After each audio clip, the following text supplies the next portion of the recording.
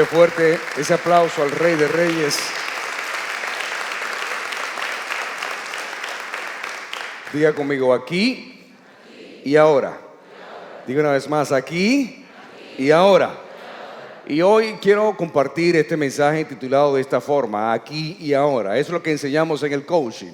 En el coaching enseñamos que el pasado ya no existe, ya no está acá, simplemente es un recuerdo de una experiencia, el futuro todavía no llega. Lo construimos mientras nos enfocamos en el aquí y el ahora. Y precisamente una de las frases, o muchas de las frases que Michael Jordan nos regala en este documental de su vida, unas como por ejemplo, si no aguantas mi presión, no aguantarás la presión de los playoffs de la NBA. Jugar en los playoffs de la NBA, que son las eliminatorias, es una presión que muchos de nosotros no conocemos. Y poder estar bajo esa presión desarrolla el carácter. De hecho, cuando Jesús oraba en el Getsemaní, experimentó el nivel más alto de presión que un ser humano puede experimentar, al punto que, dice la Biblia, sudó gotas de sangre. Y eso clínicamente está comprobado, sudar gotas de sangre. Y solamente sucede cuando estamos bajo una extrema presión. Y la vida se trata de eso, de presión. La prensa del olivo, donde sale el mejor aceite, es allí en la prensa del olivo donde vas a ser exprimido y exprimida para que salga el mejor aceite. Esta canción donde sentimos la presencia de Dios que cantaba Gadiel no es porque era una canción muy bonita, es porque fue compuesta luego de haber pasado la prensa del olivo. Una victoria no se obtiene si no hay un proceso, si no hay una presión. Diga conmigo, el liderazgo tiene un precio. Michael Jordan dijo, presioné a la gente cuando no querían desafíos.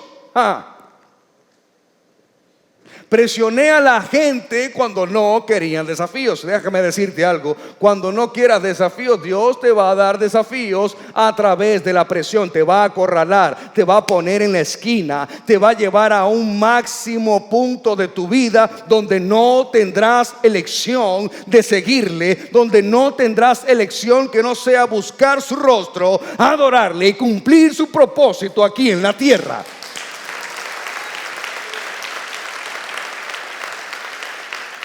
Michael Jordan dijo, no acepté un nivel menor del que yo juego. En tu liderazgo debes conocer tus competencias. Aún en tu familia debes conocer las competencias de tu esposo, de tu esposa, de tus hijos. No podemos exigirle a nuestros hijos por igual. Cada uno es distinto, cada uno es diferente. Para aquellos que tienen más de un hijo. Pero también en tu equipo de trabajo, en tu organización, en tu ministerio, saber la capacidad que cada uno tiene. Y la frase célebre que la menciona acá en el video: nunca le pedí a alguien que hiciera algo que yo nunca hubiera hecho. Lo mismo que hizo Jesús. Lo mismo que hizo Jesús. Jesús nunca dijo a la gente qué hacer, sino que le mostró cómo se hacía. Y ese es el verdadero liderazgo, el liderazgo de influencia. Por eso necesitas ser persistente en tu proceso. Necesitas ser resistente en tu proceso, porque luego que salgas de esa prensa del olivo, luego que salgas de ese proceso tan doloroso, vas a aportar el mejor aceite.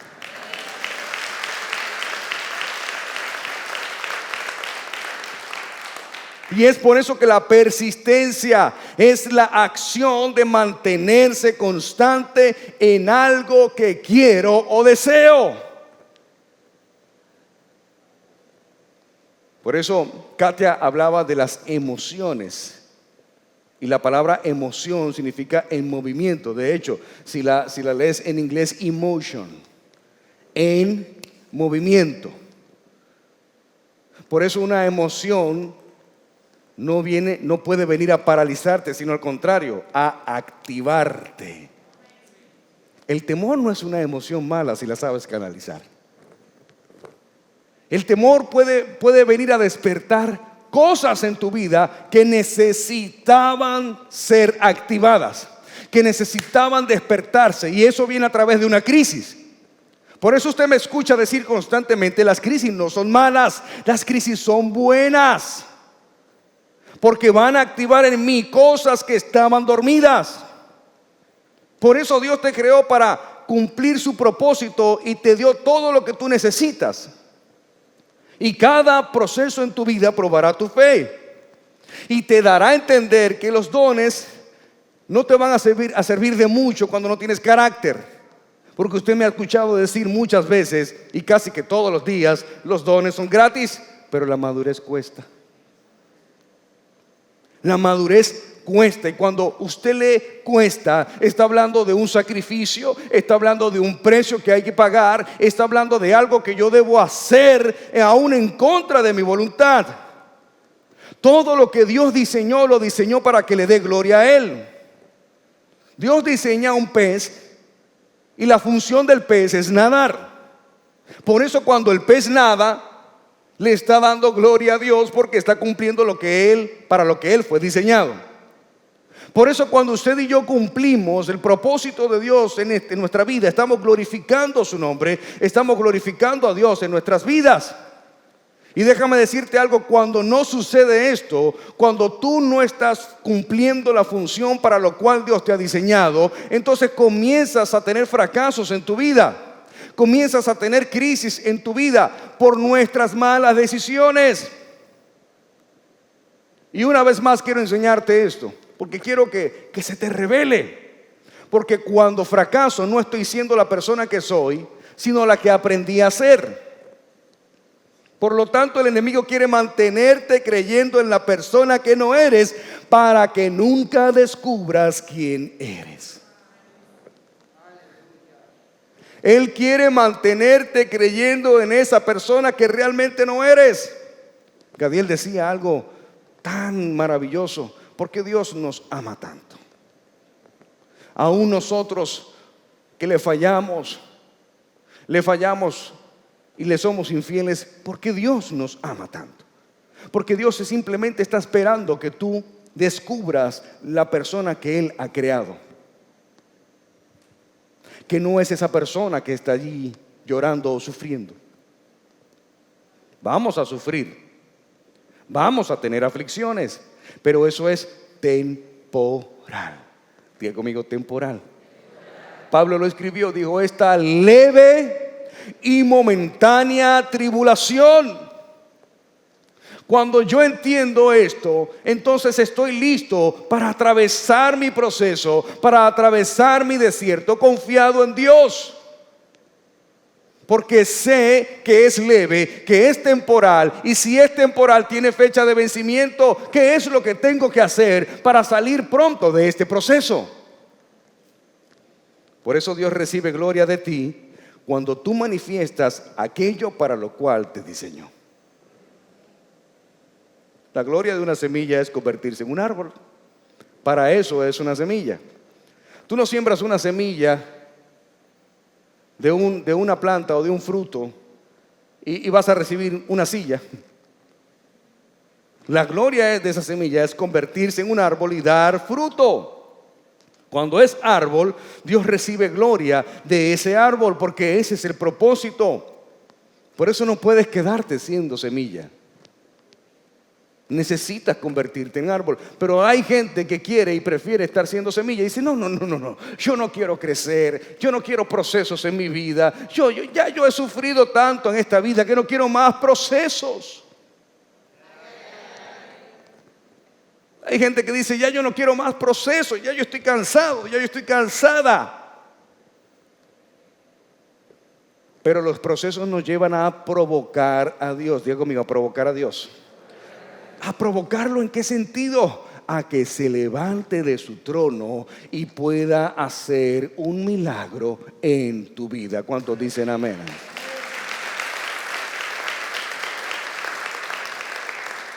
Hay 4 maneras de cómo provocar a Dios en el aquí y el ahora. Porque sabes que hay gente, la Biblia dice, no reciben porque no saben pedir. Y hay gente, ay Señor, yo quisiera que tú me bendijeras algún día. Hello. Señor, yo quisiera que tú me bendijeras así como lo hiciste en el pasado. Hay gente que no sabe cómo pedir ese milagro que necesitas aquí y ahora. Por eso la esposa de Gadiel decía, la sangre de Cristo tiene poder. Es aquí y es ahora.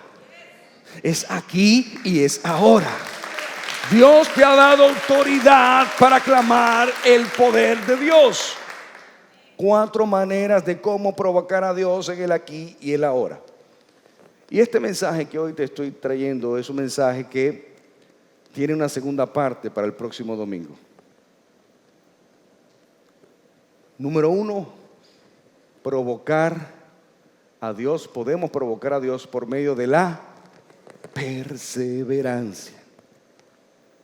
Muchas veces has tenido situaciones en tu vida porque no has entendido que necesitas perseverar en algo. Y a veces Dios te lleva por un camino desértico, escabroso, árido, solitario. Y es para que en ese momento tú puedas provocar a Dios a través de tu perseverancia. Y hay una historia que está en el libro de Génesis. Se la voy a parafrasear para ahorrar un poco de tiempo. Pero es la historia de Jacob. Muchos de ustedes conocen esta historia. La historia de Jacob cuando lucha con el ángel. Y dice que Jacob se quedó solo. Así comienza el texto bíblico diciendo, Jacob estaba solo, se quedó solo. Porque los procesos en la vida, Dios quiere apartarte de la gente. Dios quiere mantenerte solitario y mantenerte solitaria para poder Él captar toda tu atención.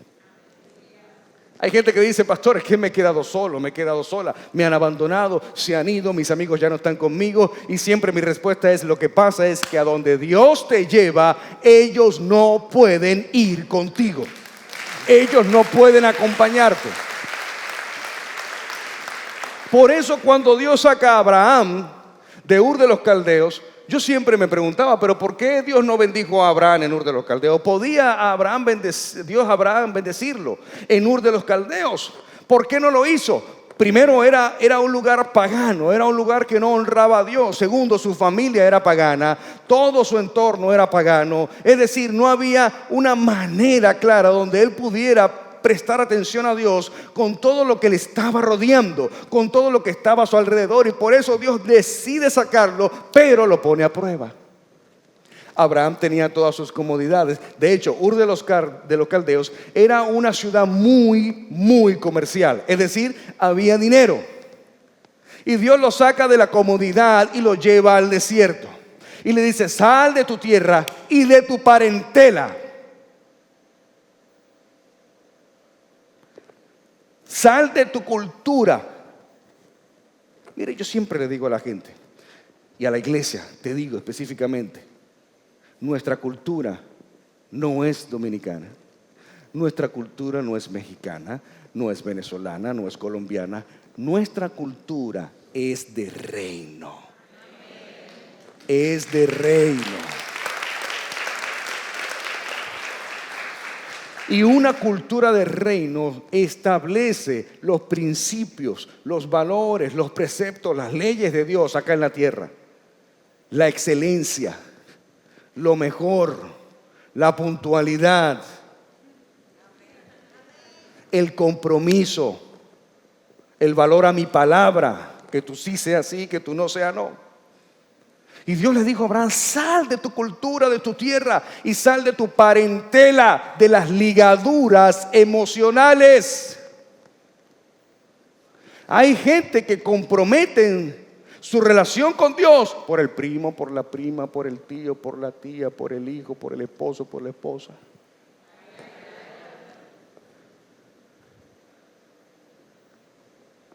Eran las ligaduras emocionales que Dios necesitaba cortar. Y aún así él comete el error y se lleva a su sobrino Lot. Y luego en el camino hubo problemas porque evidentemente cuando te llevas en el bolsillo algo que no pertenece al propósito de Dios te va a estorbar, va a traerte problemas. Pero era necesario también, Dios lo permite. Dios permite esas cosas en nuestra humanidad, en nuestros errores, para que en el camino nos demos cuenta que esto no era necesario. No debí tomar esta decisión. Y la vida de Lot fue un desastre. Conversábamos mi esposa esta mañana, que luego con sus hijas y hubo tanto desastre, desórdenes a nivel familiar, una familia totalmente desastrosa. ¿Por qué? Porque él quiso ser más hábil que Abraham y tomó un lugar que aparentemente se veía mejor. Cuando Abraham decidió separarse, le dice, si tú vas a la derecha, yo a la izquierda, y si tú escoges a la izquierda, yo me voy a la derecha. Y él miró hacia un lado y dijo, no, esto está feo, horrible, árido. Y miró para aquel y vio unas lomas verdecitas, hermosas, preciosas, y por ahí se fue.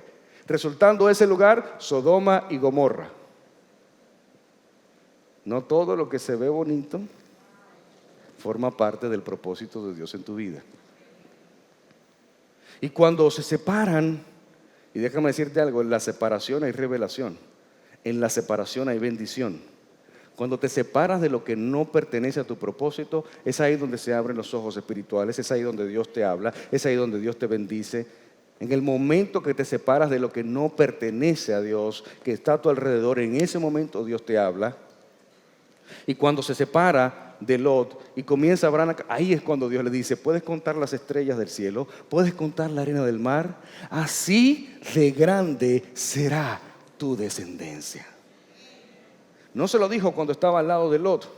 Primero para que Lot no escuchara y segundo porque iba a haber problemas. No se iba a poder separar de Lot. Y Lot no estaba asignado a él. Y por eso, volviendo a Jacob, como Jacob estando solo, completamente solo, es ahí cuando se le aparece el ángel. No se le apareció cuando estaba planeando con su mamá en un hogar totalmente disfuncional, donde estaba Jacob y Esaú, los dos hijos de Isaac, nieto de Abraham, Jacob. ¿Y qué significa Jacob? Usurpador, estafador, engañador. Pero tenía una madre que lo alcahueteaba, tenía una mamá que lo consentía. Y el primogénito no le importaba la primogenitura, no quería saber de nada. Entonces él le roba la primogenitura, ya usted conoce la historia. Y cuando el hermano se entera que él lo engañó y le robó la primogenitura, la bendición, porque el padre bendice al primogénito, porque al ser el primogénito es el que le toca todo, al que le toca recibir todo. Y él detrás de esta bendición se hace pasar por Esaú con su padre Isaac, que ya no veía. Él le da la bendición a Jacob creyendo que es Esaú. Cuando Esaú se entera lo quiere matar. Y era el primogénito, él era cazador. Este hombre se la pasaba metido en el bosque, es decir, que era un hombre rudo, era un hombre agresivo, mientras que Jacob era cocinero, era chef. Les preparó ahí con su mamá un arroz con habichuela a Esaú y no se pudo resistir. Y cuando él dice, te voy a matar, entonces él cuando decide correr. Dice que estando solo, vino el ángel, le apareció el ángel y él comienza a luchar con este ángel. Y el ángel le dice, suéltame porque va a salir el sol y ya no puedo estar aquí. Y él no podía con Jacob, mientras que él lo apretaba y luchaba con él. Y le decía, no te dejaré si no me bendices, no te soltaré si no me bendices. Y en esa lucha le pregunta, ¿cuál es tu nombre? Imagínate por un momento, un ángel y Jacob peleando, están luchando y de repente, ¿cómo tú te llamas? Como que te choca esta parte de la historia porque están peleando. Es como que tú estés peleando en el colegio y de repente, óyeme, ¿de dónde que tú eres? Y él le dice, mi nombre es Jacob. Lo que le está diciendo es, yo soy engañador, yo soy un estafador, yo soy un usurpador. Y el varón entonces le dice, el ángel, ya no se dirá más tu nombre Jacob, sino Israel, porque has luchado con Dios y los hombres y has vencido. Lo que está diciendo es que hay una persistencia, hay una perseverancia que Él provocó en que este ángel, el ángel de Dios, lo pudiera bendecir en un momento oscuro, en un momento donde no había nada, en un momento donde se quedó totalmente solo. Mientras que muchas personas en una situación como la de Jacob, lo único que harían es llorar, lo único que harían es quejarse, lo único que harían es lamentarse, lo único que harían es buscar al peor es nada para pasar el momento. Jacob decidió luchar por su bendición. Al encontrarse en un momento solo donde dice, pero es que lo que yo pensaba que iba a recibir cuando mi padre me bendijera con la bendición del primogénito, no lo tengo ahora. ¿Cuántas veces nos ha pasado que perseguimos tantas cosas en nuestra vida y en un segundo eso se puede ir? En un segundo desaparece. Porque vamos tras cosas que son temporales en la vida. Vamos tras cosas que tienen fecha de vencimiento y que cualquier situación en esta tierra pueden hacerla desaparecer, pero hemos olvidado ir detrás de lo eterno. Por eso a veces Dios permite que te quedes solo y que te quedes solo en la peor situación de tu vida, para que toda tu atención esté en el ángel del Señor que tiene una bendición para ti.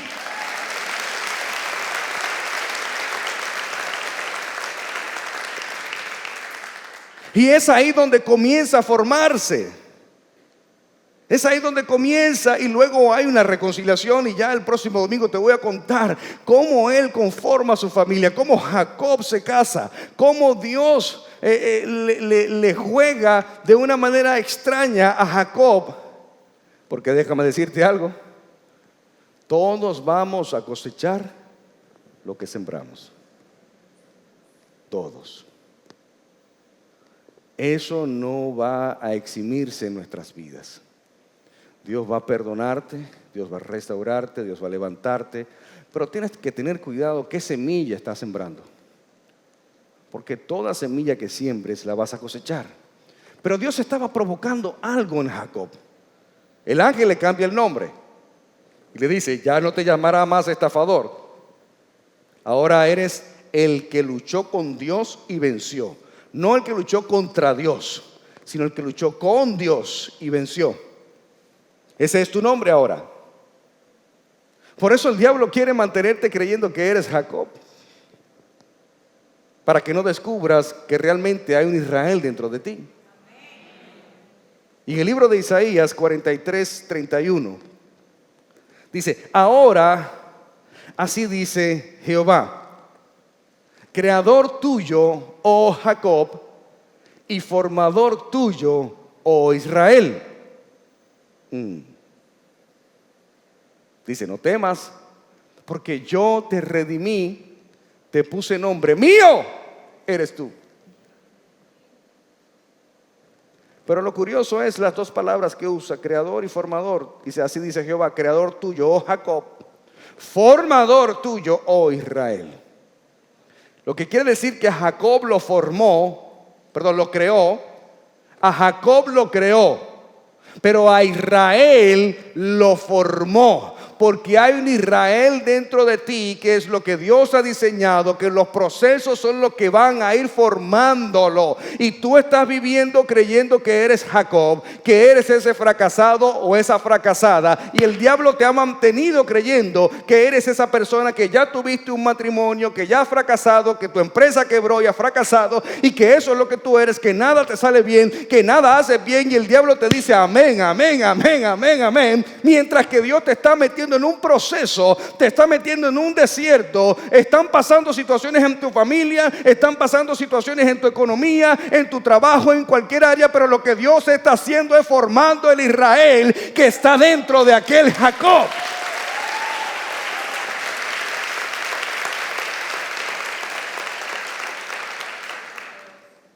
Por eso el pueblo de Israel en el desierto duró 40 años siendo quienes no eran. Porque esta es la otra cara de la moneda. ¿Cuánto tiempo quieres durar en el desierto? ¿Sabías que tenemos esa potestad? Tenemos ese poder y esa autoridad. Dios quiere mostrarte algo en el desierto. Dios te lleva al desierto porque tu destino es la tierra prometida. El desierto no es nuestro lugar permanente. El desierto, la crisis que estás viviendo no es permanente. Pero hay gente que dice: pastor, que usted no sabe, yo tengo ya 20 años en esto. ¿Y dónde es que está Dios? Yo, Señor, no la oigas, no la oigas, no la oigas. ¿Dónde? Es que no es Dios. Han sido tus decisiones. Y además de que han sido tus decisiones, hemos sido creados y diseñados para amarle, adorarle, glorificar su nombre y servirle a Él. No hay otra razón de existir en esta tierra. No la hay. Por eso es necesario aprender del desierto. Esa es nuestra escuela. Los mejores soldados salen del desierto. ¿Cuántos dicen amén?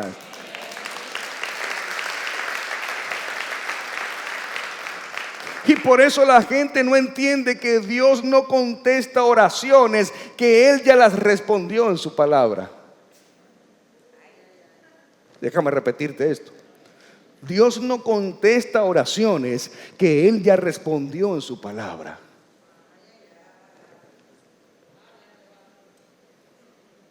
Porque hay gente que dice: Señor, pero no lees su palabra, no lees su Biblia, no lees la palabra de Dios. ¿Cómo crees que Dios te va a hablar si ni siquiera abres la boca de Dios, que es la Biblia?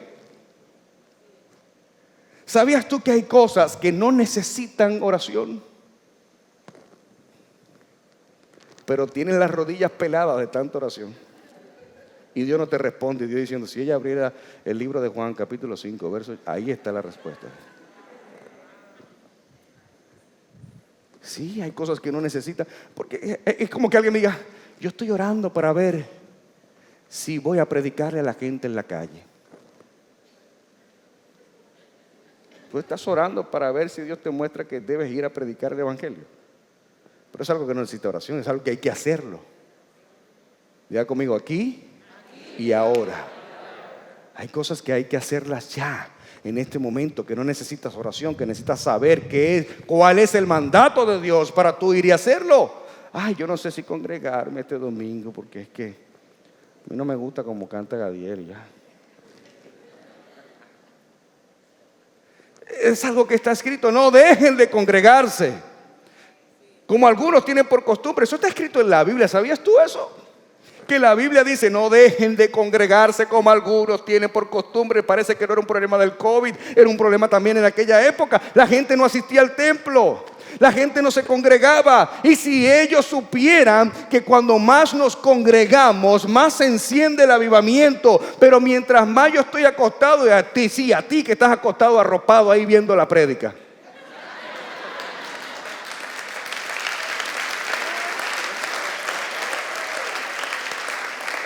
Sí, porque están ahí, amén. Y de repente uno aplaude y él se despierta. Desde la comodidad. Y Dios entonces va a sacarte de esa comodidad. La gente me preguntaba ayer en el hotel: pero pastor, ¿por qué no te quedas? Y yo tengo que predicar mañana en la iglesia. Es mi responsabilidad y amo lo que hago. Estás invitado cuando quieras venir.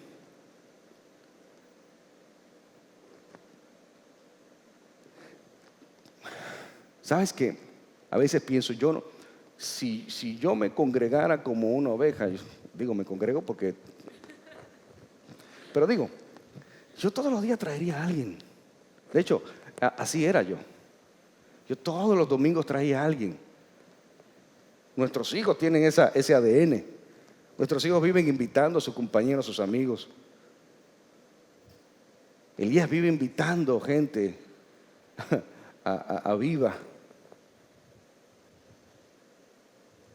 No podemos aparecernos un domingo acá sin un invitado, alguien que necesita recibir. No seamos egoístas, no te quedes con todo, no seas come solo. Deja que los demás reciban también la bendición que tú estás recibiendo ahora. ¿Cuántos dicen amén? Denle un aplauso al Señor por eso. ¿Sabes por qué tampoco Dios te contesta algunas oraciones?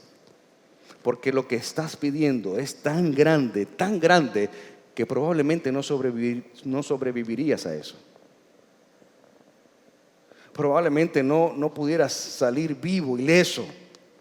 Y quizás piensas que sí, pero no. Y otra de las cosas como Dios te responde las oraciones es que cuando le pedimos algo a Dios y le decimos, Señor, bendíceme, desierto. Señor, bendíceme, otro, desierto. Señor, bendíceme, otro más matriculado para el desierto. Y tú dices, yo le pedí a Dios que me bendijera y me metió en este desierto. No, lo que Dios está formándote. Por eso podemos ver lo segundo, podemos provocar a Dios en medio de la tormenta. Dios no te prepara condiciones perfectas para que tú tengas una relación con Él. De hecho, las estadísticas dicen que en nuestro peor momento es cuando más buscamos a Dios. Esa debería ser la razón. No cuando todo está bien. Cuando todo está bien, nadie está pensando en Dios. Cuando todo te sale bien en la vida, nadie piensa en buscar a Dios.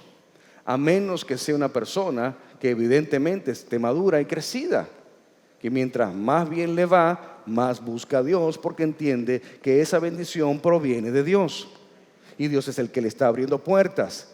Y en actitud de agradecimiento le servimos, le amamos, venimos a la iglesia, nos congregamos, diezmamos, ofrendamos, porque esa es la vida de gratitud para Él. Por eso podemos provocar a Dios en medio de la tormenta. Y en la Biblia, en el libro de Mateo, está la historia perfecta donde está Jesús con sus discípulos y Él los hace montarse en la barca y decirle que vayan hacia el otro lado y que Él irá luego. Él despide a la multitud, sube al monte a orar, mientras que los discípulos están en una barca en medio del mar. Y Jesús se va a apartarse a orar en la noche. Y dice que la barca estaba en medio del mar, azotada por las olas y por los fuertes vientos. Y ellos estaban atravesando una tormenta bastante difícil. Y dice en el 25 que más la cuarta vigilia de la noche, Jesús vino andando en el mar sobre ellos, y los discípulos, viéndoles andar sobre el mar, se turbaron diciendo, ¡es un fantasma! Y dieron voces de miedo. Parece que era Halloween en aquel entonces. Confundieron a Jesús con un fantasma. Yo no sé si entiendes lo que te estoy diciendo, pero cuántas veces en medio de una tormenta donde no tenemos buena visión podemos confundir una bendición con una maldición. Y podemos decirle a la presencia de Dios, es un fantasma. Pero cuando nosotros no tenemos claro que aún en medio de la tormenta yo puedo provocar, aún en medio del caos, aún en medio de la crisis, aún en medio de mis emociones descontroladas, yo puedo hacer una pausa para clamar a Jesús en medio de la tormenta y Jesús aparecerse en medio de esa tormenta. Inmediatamente que se asustaron, Jesús les habló y les dijo, tengan ánimo, soy yo, no teman. Esas fueron las palabras alentadoras de Jesús, no teman, tranquilos. Y usted conoce la historia. Pedro inmediatamente le respondió y le dijo, Señor, si eres tú, manda que yo vaya sobre las aguas. Y lo curioso de esta historia es que Pedro no tenía fe. Pedro estaba desafiando a Jesús. Pedro estaba desafiando al maestro. ¿Sabías tú que en ocasiones nos hemos puesto en esa posición? Hemos querido desafiar al Señor. Hemos querido desafiar al maestro diciéndole, si de verdad tú existes. Hello. Están muy calladitos hoy. Si de verdad tú eres real, ¿por qué no me ayudas? ¿Por qué no haces esto? Y Él te abre la puerta y te comienza a dar una bendición e inmediatamente te desenfocas. Le dice, si eres tú, ve, manda que yo vaya sobre las aguas. Y le dijo, ven.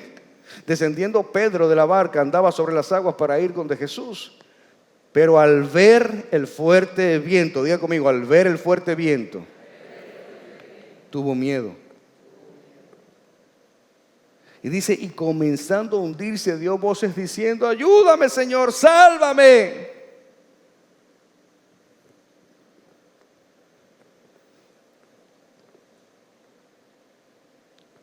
Y él lo tomó de la mano y le dijo, hombre de poca fe, ¿por qué dudaste?